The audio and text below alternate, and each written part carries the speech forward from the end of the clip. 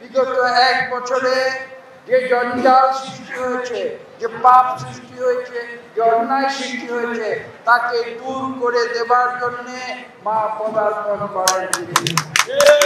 এবং আমাদের মনে রাখতে হবে যে অন্যায়কে কোনোদিন প্রশ্রয় দেওয়া হবে না, সেই বার্তা দেবার জন্য কিন্তু প্রতি বছর শারদীয় পূজার আবির্ভাব।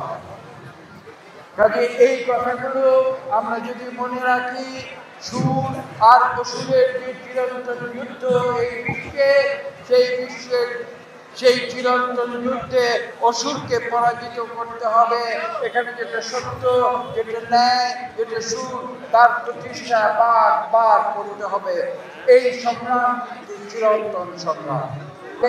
আজকে এক বছর পরে এসে আমরা বাংলাদেশে যে সামাজিক, রাজনৈতিক এবং অর্থনৈতিক চিত্র দেখতে পাচ্ছি, সেটা কিন্তু কেউ যদি ভুল করে থাকেন যে 2024 সালে এক বছর আগে সকল সমস্যার সমাধান হয়ে গিয়েছিল, তাহলে কিন্তু বিরাট ভুল।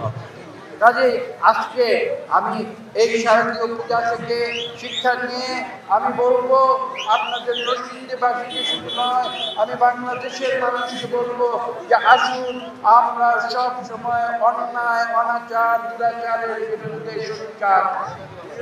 কেননা এগুলো বারবার ফিরে ফিরে এসে আমাদের সমাজে যারা সুশীল সমাজ রয়েছে, ভালো মানুষ রয়েছে, তাদের উপরে জুলুম করে থাকে।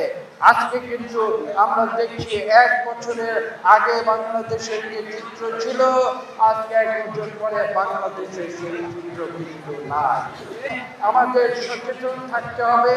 আমরা বাংলাদেশে কোনো অন্যায়কে প্রশ্রয় দেব না, অন্যায়কে আমরা প্রতিহত করব, দুর্নীতিকে প্রতিহত করব, জুলুম, অত্যাচার, নির্যাতনকে আমরা প্রতিহত করব এবং আমরা এই দেশে সত্যিকার ন্যায়ের শাসন, সুশীল সমাজের শাসন আমরা পুনঃপ্রতিষ্ঠিত করব।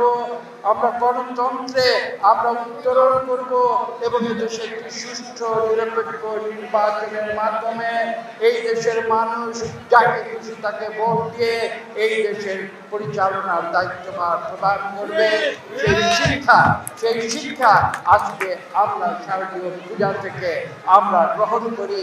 এই প্রত্যাশা রেখে সকলকে বান্ডেল থাকলে প্রতি সেনমানিতে টাকা বাঁচবে। বিকাশ সেনমানি বান্ডেল কিনে জিতুন প্রতি লেনদেনে।